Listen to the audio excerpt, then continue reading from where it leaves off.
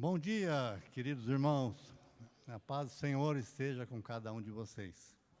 Seja bem-vindo, Ed, novamente aqui. Esse ano é um ano muito especial para mim. Esse ano eu faço 40 anos de conversão. Então, eu estou em comemoração direta, desde o início de janeiro, e em julho, que é a data certa, porque quantas coisas Deus mudou na minha vida através da entrada de Cristo no meu coração. Tenho certeza que na vida de vocês é a mesma coisa. E Deus tem me ensinado tantas coisas aqui nessa igreja. E quando a gente fala hoje em dia, que nós estamos há 40 anos na mesma igreja, até parece esquisito, porque as pessoas estão acostumadas a mudar de lugar. Mas eu tenho uma alegria enorme de pertencer a essa igreja, a pertencer a esse grupo de pessoas e daqueles que têm perseverado, ano após ano, aqui neste lugar, porque Deus está fazendo uma obra em mim, em nós, e Ele vai continuá-la.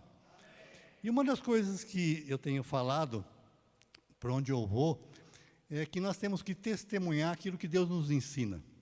E uma coisa que o Bilão me ensinou, quando eu entrei aqui, lá no comecinho, quando o louvor era só o Bilão e o violão dele, ele dizia o seguinte: Deus existe e Deus está aqui.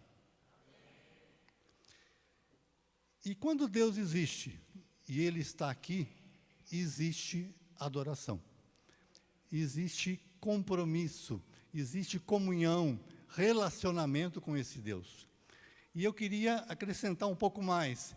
Deus existe, Deus está aqui, Deus me ama, Deus te ama e Deus quer falar conosco nessa manhã. Tenho certeza absoluta pela semana que eu tive, pelo convite que veio do Bilão no meio da semana, pelas músicas que foram tocadas até agora. Deus quer fazer algo nas nossas vidas nessa manhã. Nós não vamos sair daqui do mesmo jeito que entramos. Já foi falado isso e eu repito, nós não vamos sair daqui do mesmo jeito que entramos. Porque Deus tem algo especial para você. Cutuca o irmão aí, para você. Você pode dizer amém comigo nas 4 frases que eu vou falar? Deus existe. Deus está aqui. Amém. Deus te ama. Amém. Deus tem algo para falar para você essa manhã. Amém. Amém. Glória a Deus. O texto está lá, o Tiago 4, de 1 a 10. Tempo de guerra, tempo de paz. Eu pensei, repensei num título e acabei chegando nesse título que está escrito lá no livro de Eclesiastes, Tempo para tudo. E um dos tempos é esse, é o último da relação, tempo de guerra e tempo de paz. Não é fácil passar por guerra, Eu que fiquei esse tempo para trás em Portugal, a questão da Ucrânia, a questão da Rússia era muito mais grave do que aqui. Se falava nisso todos os dias, se mostrava aquele caos todos os dias. Todos nós, tenho certeza, se pudermos preferir, queremos paz, queremos tranquilidade, queremos bem-estar. Mas a vida não é assim. A vida é uma vida de dias bons e de dias maus. Dias onde existem injustiças, dias onde existem conflitos, dias onde eu estou de pé animado e dias onde eu caio, onde eu erro, onde eu me arrependo depois daquilo que eu fiz. A vida é assim, tempo de paz, tempo de guerra. Podemos, entretanto, escolher nas nossas vidas o que cabe a nós, o que nós queremos. Podemos escolher, como diz Moisés, a vida ou a morte, o bem ou o mal, a bênção ou a maldição. O que você escolhe? É claro que todo mundo quer a vida, quer o bem e quer a bênção. Se depender de vós, diz Paulo, tende paz com todos. Se depender de você, não entre em brigas, não entre em conflito, em contendas. Jesus nos ensinou, se alguém te bater numa face, escolha a outra ou então devolve. Você que escolhe. Se alguém te obrigar a andar uma milha, anda 2. Se depender de nós, tenhamos paz. Mas nem sempre a nossa vida é uma vida de paz. E nesse texto que a gente vai ler, você acompanha na sua Bíblia, ou então na tela, os versículos 1 até o versículo 10. De onde procedem guerras e contendas que há entre vós? De onde, senão dos prazeres que militam na vossa carne? Cobiçais e nada tendes, matais e invejais e nada podeis obter, viveis a lutar e a fazer guerras, nada tendes porque não pedis. Pedis e não recebeis, porque pedis mal, para esbanjardes em vossos prazeres. Infiéis, não compreendeis que a amizade do mundo é inimiga de Deus? Aquele, pois, que quiser ser amigo do mundo, constitui-se inimigo de Deus. Ou supondes que em vão afirma a Escritura, é com ciúme que por nós anseia o Espírito que Ele fez habitar em nós? Antes, Ele dá maior graça pelo que diz, Deus resiste aos soberbos, mas dá graça aos humildes. Sujeitai-vos, portanto, a Deus, mas resisti ao diabo, e ele fugirá de vós. Chegai-vos a Deus, e ele se chegará a vós outros. Purificai as mãos, pecadores, e vós que sois de ânimo dobre, limpai o coração. Afligi-vos, lamentai e chorai, converta-se o vosso riso em pranto e a vossa alegria em tristeza. Humilhai-vos na presença do Senhor e Ele vos exaltará. Deus quer que nós vivamos em paz. Paz exterior e paz interior. O interessante é que quando nós estamos inquietos, impacientes, irritados, quando o nosso ânimo fica bipolar, cada hora nós estamos de um jeito, em vez de nós olharmos para dentro de nós, tentando descobrir por que eu estou assim, o que aconteceu, o que me tocou, que não fez bem, a tendência humana é de nós nos justificarmos, de olhar para os outros e apontar o dedo e culpar os outros, de não gostar dos acontecimentos, achando que nós somos pessoas amaldiçoadas, por que o irmão acontece tudo de bom e comigo não? E aqui o texto, ele começa dizendo, por que existem guerras e contenda entre vós? Está falando da igreja, está falando de nós, está falando de um convívio onde nós estamos em conflito com alguém. E quando a gente menos percebe, por mais que a gente não queira, nós estamos em guerra. Nós estamos nos vingando. Nós estamos respondendo mal. Nós estamos fofocando coisas que não deviam. E aí a guerra já não é mais uma guerra que está só fora. É uma guerra que está aqui dentro. Porque a gente começa a perder a paz. E Deus, eu insisto, quer que nós tenhamos paz. Quando a gente sente falta de paz, o que você sente? Você não sente um mal-estar? Você dorme bem? Você come bem? Você usufruta das coisas que estão ao seu redor boas? Não, tudo parece pesado, tudo parece difícil.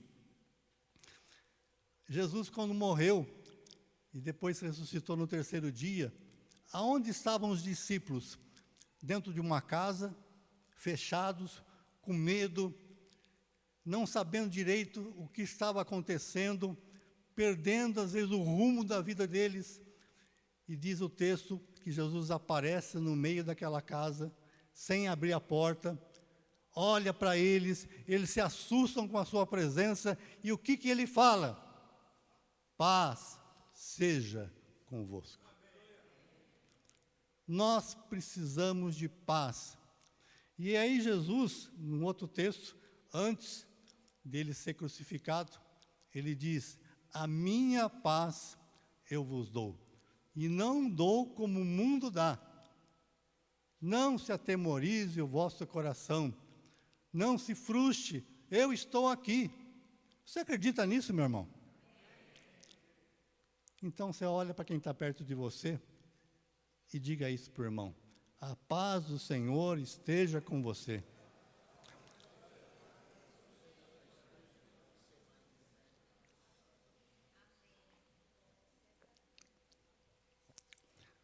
Deus está me mandando repetir isso, porque apesar de muitos terem feito, acho que a maioria fez, todos fizeram, tem gente que não recebeu, e tem gente que precisa dessa paz hoje aqui.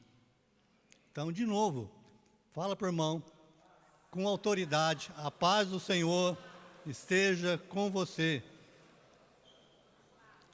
Ninguém vai sair daqui sem paz. No texto que nós estamos vendo, ele diz: da onde procede essas guerras? Dos prazeres que militam na vossa carne. Vocês cobiçam, vocês matam, vocês invejam, vocês vivem a lutar e a fazer guerras. E aqui nós vamos entrar num modo de pensar, uma linha de pensamento, que a guerra, ela não começa aí fora, ela começa aqui dentro. Nós temos 3 inimigos que lutam conosco o tempo inteiro, e se nós não soubermos trabalhar com eles, combater a eles, lutar contra eles, nós vamos perder a guerra, mesmo que haja paz do lado de fora. Quantas pessoas deprimidas se matam? Quantas pessoas sem rumo na vida perdem a vontade de viver? Não é porque não tem emprego, não é porque não tem uma solução, é porque elas desistiram aqui dentro. Primeiro inimigo, versículos 1 e 2, é a nossa própria carne. Os prazeres que militam na nossa carne. Quem aqui é batizado?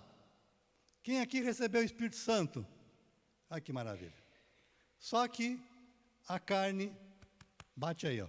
A carne milita contra o Espírito e o Espírito contra a carne, porque são opostos entre si. Ou seja, você e o Espírito não combinam. Nós temos dificuldade de ter essa ligação, porque um é santo e o outro é pecador.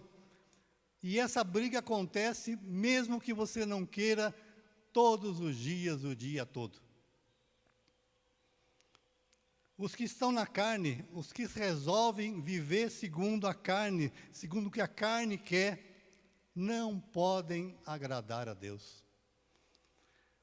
A carne nos leva à soberba, nos leva à vaidade, nos leva à autossuficiência, e por isso começam as guerras.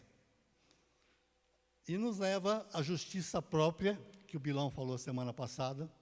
Eu acho que eu estou certo, meu ponto de vista, e aí nós passamos a competir uns com os outros, passamos a maldizer uns aos outros, passamos a desprezar uns aos outros, passamos a guerrear uns com os outros. Agora imagina isso dentro de um contexto de uma igreja que é do Senhor Jesus. Que tristeza deve ter o coração do Pai em ver irmãos brigando uns com os outros. E o impressionante, que diante desse quadro caótico, desses primeiros versículos, vem um que parece até estranho. Nada tendes, porque... Quer dizer, Deus está olhando para essa guerra toda, para esse conflito todo, para essa disputa toda, e diz assim, olha para mim aqui, por que você não pede? Senhor, eu queria tanto ter uma camisa que nem aquela do Robson. Pede. Mas não, a gente olha e fala assim, aquele rapaz é um rapaz de sorte, né? Olha lá, Deus deu para ele uma camisa tão linda, por que será? Ele é melhor do que eu? E quando vê, você já está criando um problema por falta de pedir. Deus está dizendo, nada tendes, porque vocês não pedem. Deus ama todos os filhos. Deus quer dar o melhor para todos os filhos. Deus não tem preferência de filhos, mas tem alguns que pedem e outros que não pedem. E por que não pedem? Porque a nossa carne não é humilde. A gente não pede porque a gente é orgulhoso. A gente não pede porque a gente quer conquistar as coisas no nosso próprio esforço. E pedir demanda uma atitude de humildade, de você ir até Deus e falar, Deus, eu gostaria, preciso muito de uma camiseta que nem aquela do Robson. A minha vida vai mudar por completo se o Senhor me der uma camiseta que nem aquela. Por favor, meu Deus, em nome de Jesus eu estou te pedindo. Mas a gente pega, faz isso? Não. A gente pega e começa a criar problemas, julgamentos, pontos de vista, em vez de pedir. Lembra do filho pródigo? Aquele rapaz que resolveu pedir a herança do pai, antes da hora, o pai não havia morrido, e ele queria passear, ele queria aproveitar a vida, queria esbanjar a vida com os seus prazeres, e pegou o dinheiro e saiu, e foi para lá, e foi para cá, e fez tudo o que ele queria, e no final, aquilo tudo não era tanta coisa, voltou frustrado, arrependido, e quando ele chega em casa, o pai está de que jeito quando existe arrependimento? De braços abertos. Mas o problema é o outro irmão. E o outro irmão olhou para o pai, olhou para o irmão que vinha cheirando porco, olhou para aquele rapaz ali, todo sujo, aquele traidor, aquele gastador. Eu não, eu sou o econômico, eu governo bem, eu cuido das coisas do meu pai está contente comigo aqui, essa fazenda prosperou porque eu estou aqui, enquanto que aquele... E aí o pai honra o filho que vem quebrantado, reconhecendo que errou, arrependido, coloca um anel no dedo, põe roupa, põe sandália, toma um banho, vai fazer uma festa, e o outro está olhando com aquela raiva. E aí o pai percebe que ele está nervoso. Por que você está bravo, meu filho? Não é assim? Você já passou por isso?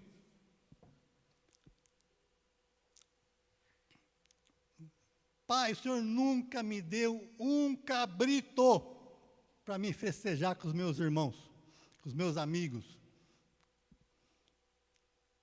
Nunca o Senhor me deu. Mas olha o que o pai fala. Meu filho, tu sempre estás comigo. Tudo que é meu é teu. Em outras palavras, por que você não pediu? Quantos cabritos haveriam naquela fazenda? Era só pedir. Mas ele não pediu. Muitas vezes nós não temos porque nós não pedimos. Deus é bom. Eu casei com a minha esposa linda há 36 anos. E uma das coisas que eu aprendi com ela é pede. Porque ela pede tudo para Deus. Senhor, eu vou comprar um sapato. Vai comigo no shopping. E aí Deus vai no shopping com ela para comprar um sapato. Deus, eu preciso de tal coisa. E Deus vai atrás dela. Eu falei, Kátia, pare de dar trabalho para Deus. Você consegue fazer isso sozinho. Não. E aí, quando você coloca Deus, Deus faz a diferença. E Ele está dizendo, a tua carne tem vontades, você tem desejos, você tem coisas que você gostaria de fazer, de experimentar, de viver. Pede a Deus, porque na sua força, na comparação com outros, isso vai levar a mal. Nunca é bom comparar, porque todos nós somos diferentes. A experiência de um não é a sua. Certo dia Deus chegou e viu Caim irado. Lembra da passagem? Lá no livro de Gênesis. E o Caim estava lá. Por que você está nervoso, Caim? Por que andas irado? E por que ele estava irado? Porque ele ofereceu uma oferta qualquer a Deus e Deus não aceitou. Enquanto que o irmão Abel ofereceu o melhor, as primícias, e Deus se agradou. Deus está com falta de amor por Caim naquele momento? Nenhuma. Ele ama Caim. E ele está ali exatamente atrás de Caim, dizendo, Caim, por que você está nervoso? Dá uma olhada do lado aí. Pode ser que você encontre alguém nervoso. Por que você está nervoso, irmão? O que você está passando? Mas o que Deus faz com Caim? Caim, o pecado jaz à porta. Se deixar ele entrar, cumpre a você dominar. O pecado, meu irmão, sempre vai bater na porta. Se você abrir a porta. Mas como nós somos pecadores humanos, e dentro desse contexto de guerra, muitas vezes é mais fácil, em vez de resistir ao pecado, fazer o pecado.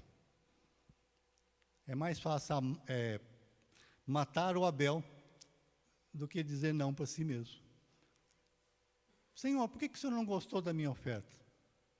O que eu fiz de errado? Teve essa conversa? Não. Ele olhou, fulminou Abel, ele é o culpado. Se ele não fizesse o certo, Deus não ia falar de mim. E a gente põe a culpa no outro e vai contra o outro. Nada tendes porque não pedis. Fala isso para o irmão. Nada tendes porque não pedis.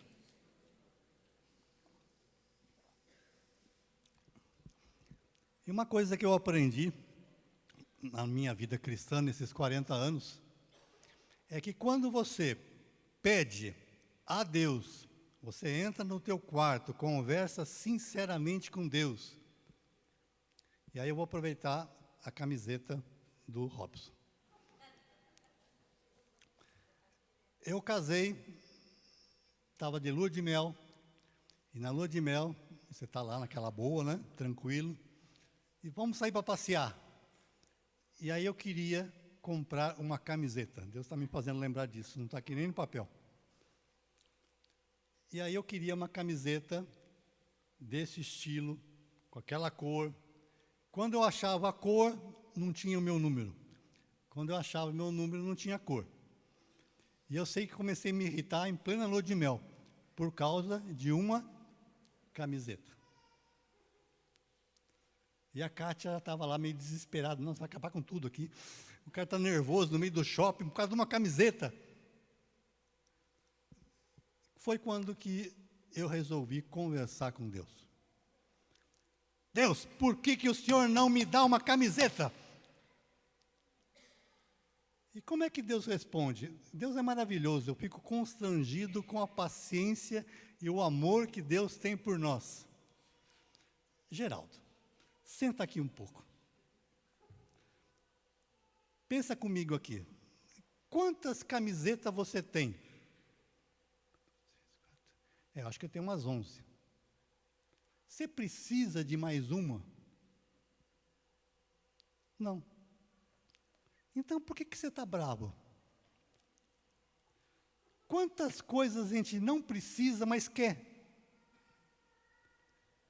E o que eu aprendi, que quando você fala assim, nada tendes porque não pedis, muitas vezes a resposta de Deus para nós, quando você ora, é não. Mas o não de Deus é tão amoroso, tão carinhoso, tão explicativo, que a gente sai feliz. E aí você orou? Você orou, orei. Deus te deu não. Como é que você está? Estou super feliz. Por quê? Porque você entendeu o que Deus queria te ensinar. Porque a nossa carne nos engana e ela quer sempre ter prazeres atrás de prazeres. Nosso segundo inimigo, versículos de 3 a 5, aí do texto. Pedis e não recebeis, porque pedis mal. Qual que é o nosso segundo inimigo? O mundo. E aí diz, pedis mal para esbanjar os vossos prazeres, infiéis, não compreendeis que a amizade do mundo é inimiga de Deus? Aquele, pois, que quiser ser amigo do mundo, constitui-se inimigo de Deus. Queremos Deus. Tenho certeza absoluta que todos que estão aqui querem Deus. Amém. Mas nós moramos no mundo. E muitas vezes nós queremos as coisas do mundo. Nós queremos experimentar a boa, perfeita e agradável vontade de Deus. Amém? Mas queremos também fazer o que todo mundo faz. E aí Deus está olhando para nós, que nos desposou, que nos salvou, que nos trouxe para perto dEle, que nos salvou, como nós cantamos, e hoje nós somos de Deus. E de repente, nós damos aquela escapadinha à noite e vamos buscar prazeres do mundo. Passamos a ser infiéis, no original, adúlteros. Quer dizer, eu tenho Deus, mas eu também tenho um outro. Isso no contexto de casamento, como é terrível. Agora imagina Deus olhando para nós e de repente nós não correspondendo a Ele, a fidelidade dEle para conosco. Ainda bem que mesmo que a gente seja infiel, Deus permanece fiel. Porque Ele teria todos os motivos para cortar o relacionamento. Não ameis o mundo, nem as coisas que há no mundo. Se alguém amar o mundo, o amor do Pai não está nele. Jesus orou por nós, alguém falou esses dias aqui, não sei quem foi.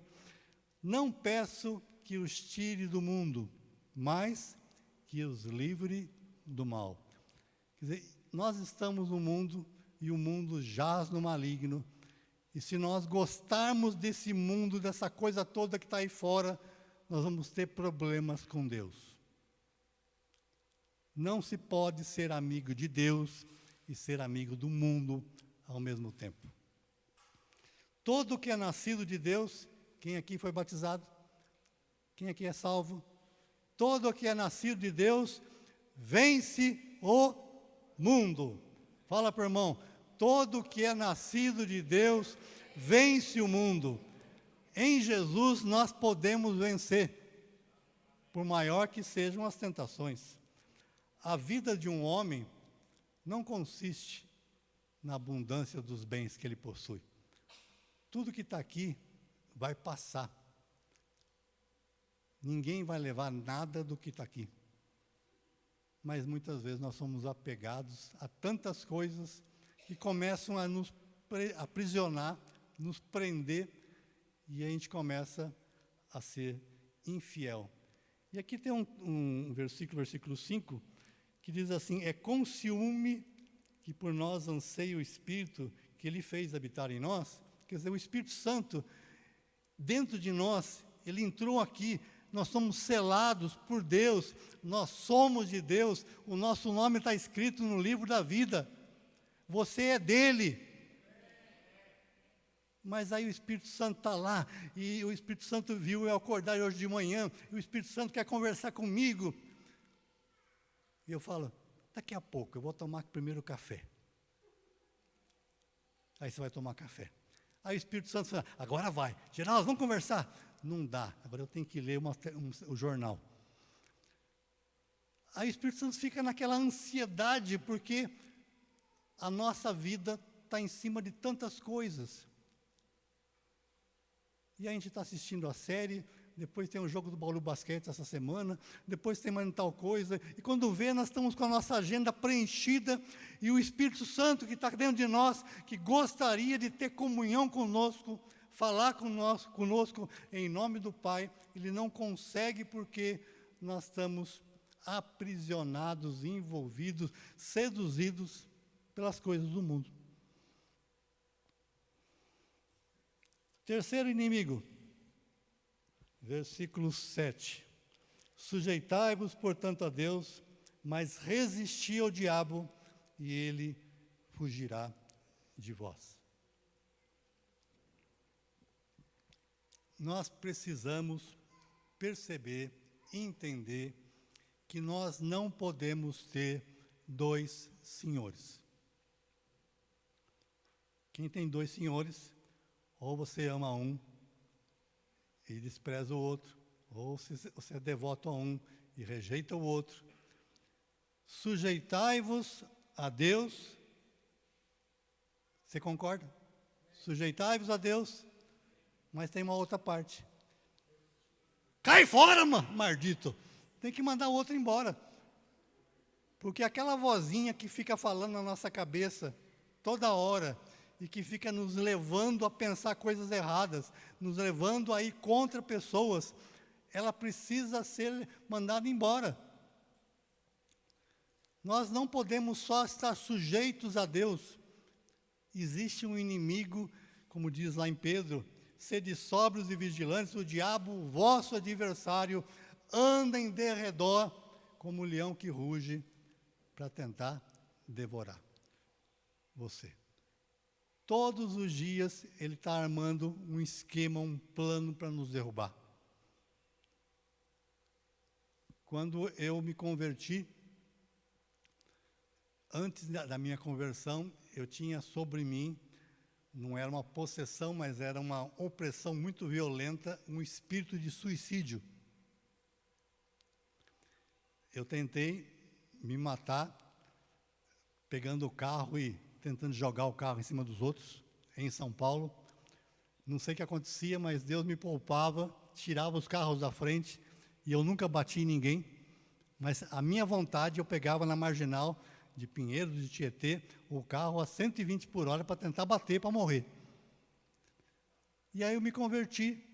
E depois da minha conversão, várias e várias vezes, esse espírito vinha, quando eu estava dirigindo o carro, e dizia assim, joga o carro agora nesse rio que está aí na frente.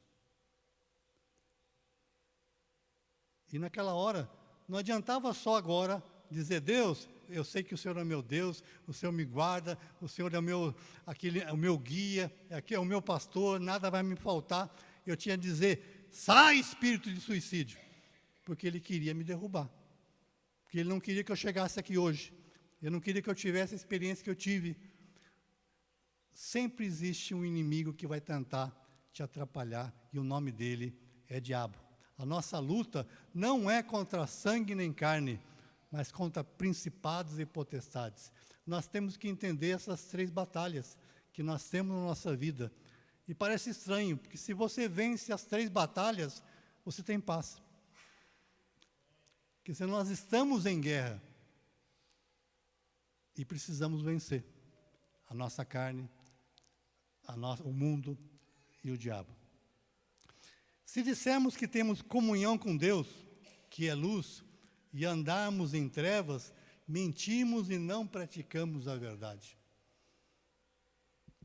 As ovelhas, diz em João, ouvem a voz do pastor e não seguem a voz de estranhos.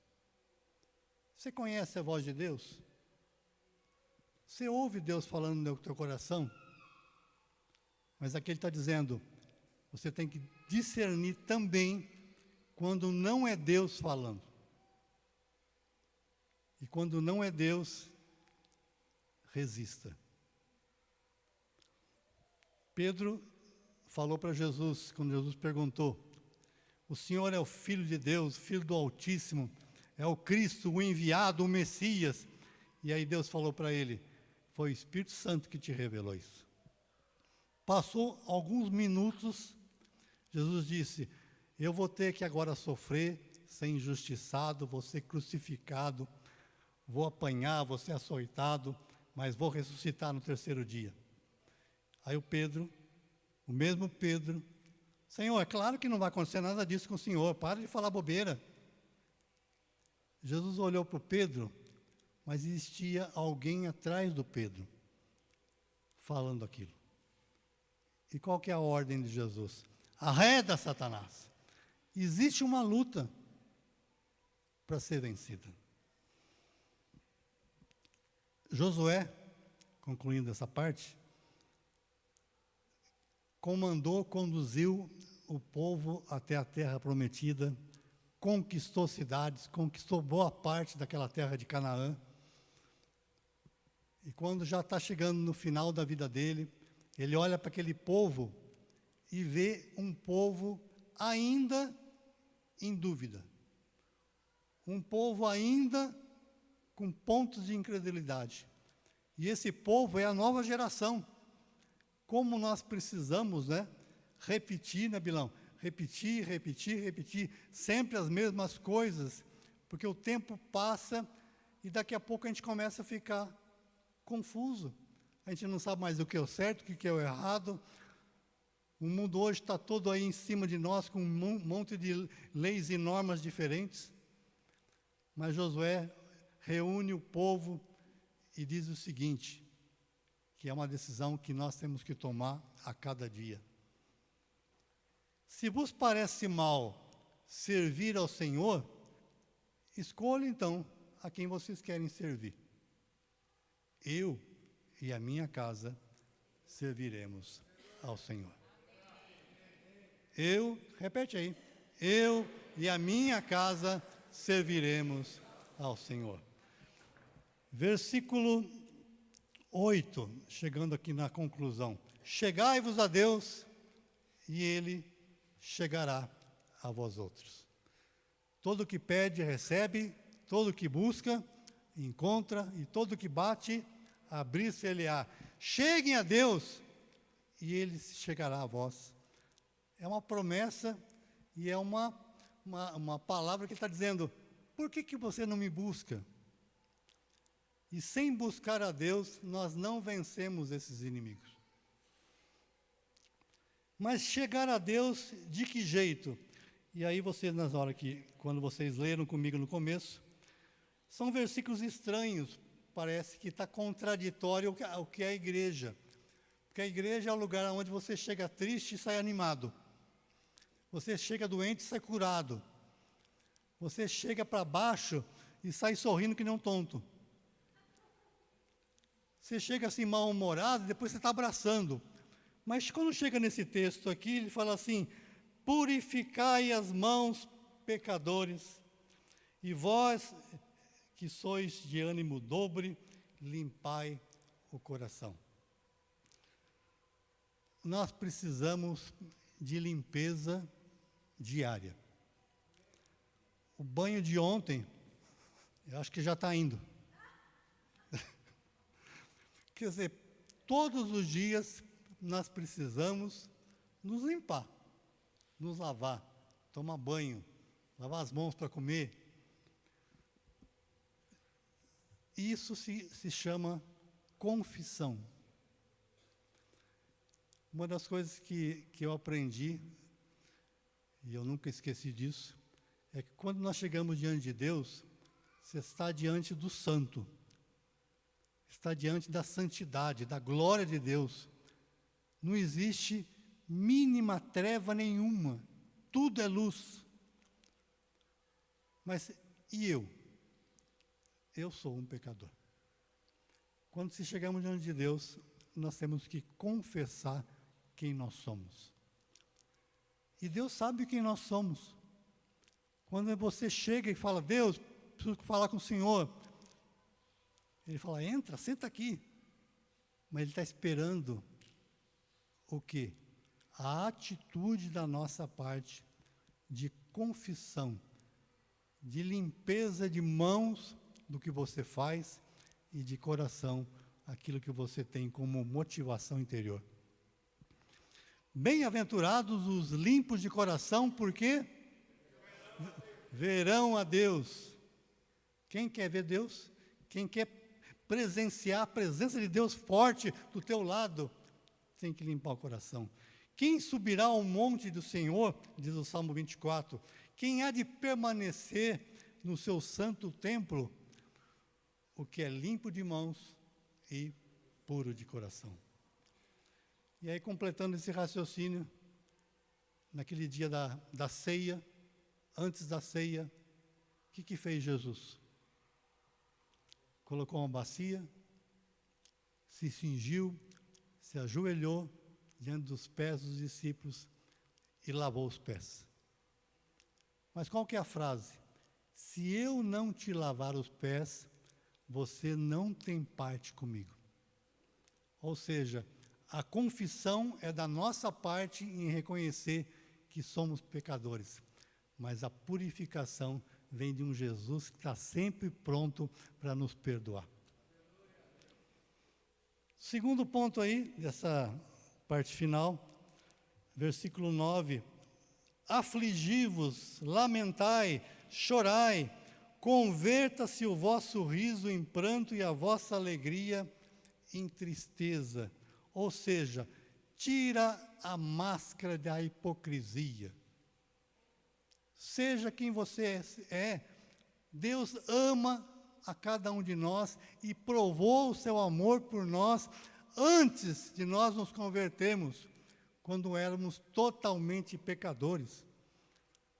Deus não olha para nós em modo algum, em dia algum, apontando o dedo. Mas Ele quer que você seja sincero, seja quebrantado. Deus só trabalha com quebrantados de coração. Uma pessoa endurecida não tem como Deus fazer nada. Bem-aventurados os que choram, porque serão consolados. Perto está o Senhor dos que têm um coração quebrantado e compungido. E Jesus, que nós cantamos aí, o Senhor me ungiu para pregar boas novas aos quebrantados de coração, a curar os quebrantados. O Espírito Santo está aqui, bombando, querendo o quê? Curar, trazer mudança, trazer paz, mas para isso eu preciso estar aberto, quebrantado, para que Ele me reconstrua. Amém? E finalmente o versículo 10, humilhai-vos e Ele vos exaltará. Bem-aventurados os pobres de espíritos, os humildes de coração, estes alcançam o reino de Deus. Humildade é a atitude daquele que reconhece que precisa de ajuda, que precisa de alguém que possa ajudá-lo a vencer tal batalha. E Deus, Ele é bom, maravilhoso, Ele pode fazer todas as coisas, mas Ele fez isso aqui que está aqui, a igreja, para que a gente possa ser também interdependentes uns dos outros.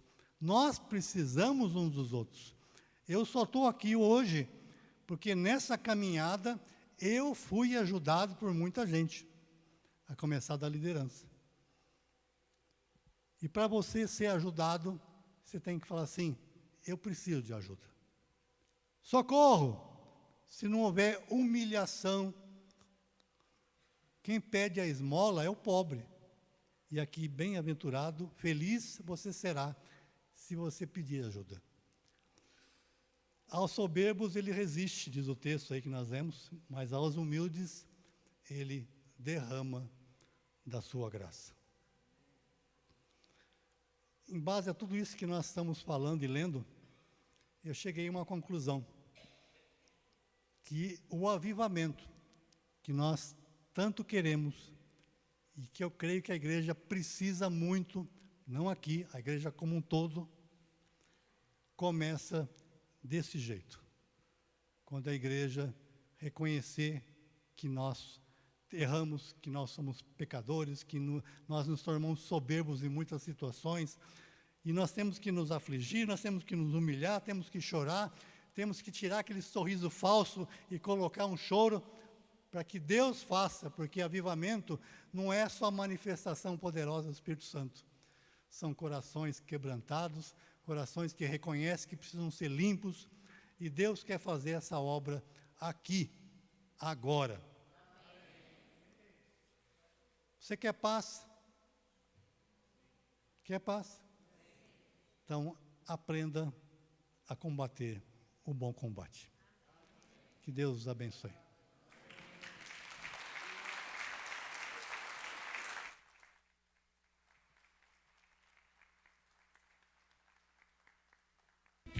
tvcmc.com.br